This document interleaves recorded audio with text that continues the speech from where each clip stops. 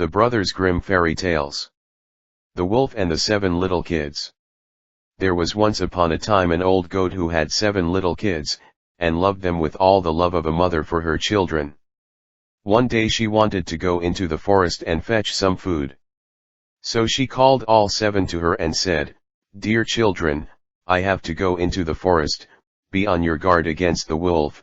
If he comes in, he will devour you all, skin, hair, and everything. The wretch often disguises himself, but you will know him at once by his rough voice and his black feet." The kids said, "Dear mother, we will take good care of ourselves, you may go away without any anxiety." Then the old one bleated, and went on her way with an easy mind. It was not long before someone knocked at the house door and called, "Open the door, dear children, your mother is here, and has brought something back with her for each of you." But the little kids knew that it was the wolf, by the rough voice. "We will not open the door," cried they, "you are not our mother. She has a soft, pleasant voice, but your voice is rough, you are the wolf." Then the wolf went away to a shopkeeper and bought himself a great lump of chalk, ate this and made his voice soft with it. Then he came back, knocked at the door of the house, and called, "Open the door, dear children, your mother is here and has brought something back with her for each of you." But the wolf had laid his black paws against the window, and the children saw them and cried, "We will not open the door, our mother has not black feet like you, you are the wolf." Then the wolf ran to a baker and said, "I have hurt my feet, rub some dough over them for me." And when the baker had rubbed his feet over, he ran to the miller and said, "Strew some white meal over my feet for me." The miller thought to himself, "The wolf wants to deceive someone," and refused, but the wolf said, "If you will not do it, I will devour you." Then the miller was afraid, and made his paws white for him. Truly, this is the way of mankind. So now the wretch went for the 3rd time to the house door, knocked at it and said, "Open the door for me, children, your dear little mother has come home, and has brought every one of you something back from the forest with her." The little kids cried, "First show us your paws that we may know if you are our dear little mother." Then he put his paws in through the window, and when the kids saw that they were white, they believed that all he said was true, and opened the door. But who should come in but the wolf? They were terrified and wanted to hide themselves. One sprang under the table, the second into the bed, the third into the stove, the fourth into the kitchen, the fifth into the cupboard, the sixth under the washing bowl, and the 7th into the clock case. But the wolf found them all, and used no great ceremony, one after the other he swallowed them down his throat. The youngest, who was in the clock case, was the only one he did not find.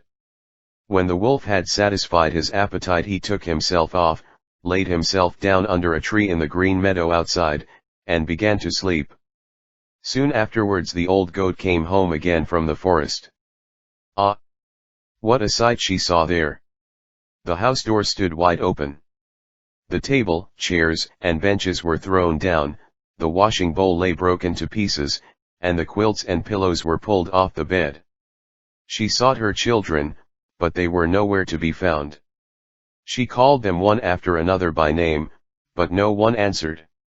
At last, when she came to the youngest, a soft voice cried, "Dear mother, I am in the clock case."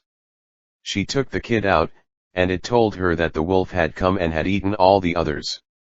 Then you may imagine how she wept over her poor children.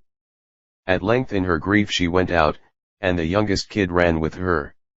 When they came to the meadow, there lay the wolf by the tree and snored so loud that the branches shook.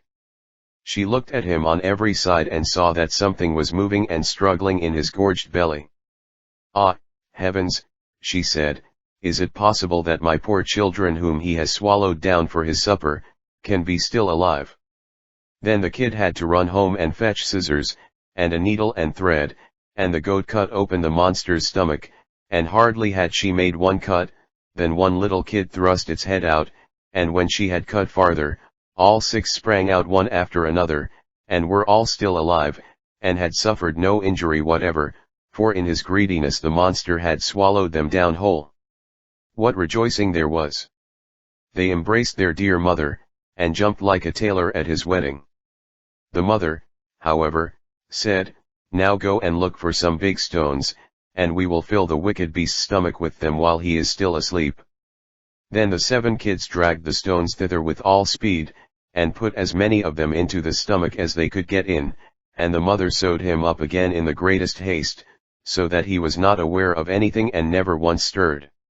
When the wolf at length had had his fill of sleep, he got on his legs, and as the stones in his stomach made him very thirsty, he wanted to go to a well to drink. But when he began to walk and to move about, the stones in his stomach knocked against each other and rattled.